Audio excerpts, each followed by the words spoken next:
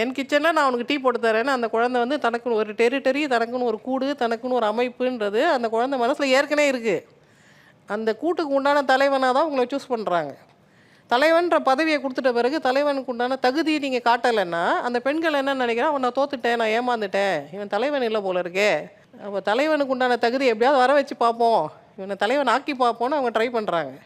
திருக்குறளில் மலரினும் மெல்லியது காமம் சிலர் அதனை செவ்வி தலைப்படுவர்னு ஒன்று இருக்குது. மலரினும் மெல்லியது காமம்னா it's not only sex, intimacy, togetherness. அது வந்து ரொம்ப மென்மையானது.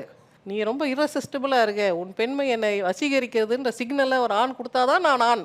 2024 தமிழ் ஆண்களுக்கு இது தெரியல அப்படின்றது எங்களை பொறுத்த வரைக்கும் ரொம்ப கஷ்டமான விஷயம். ஏன்னா ஏற்கனவே தமிழ்நாட்டில் ஜனத்தொகை குறைஞ்சிட்டு இருக்கு.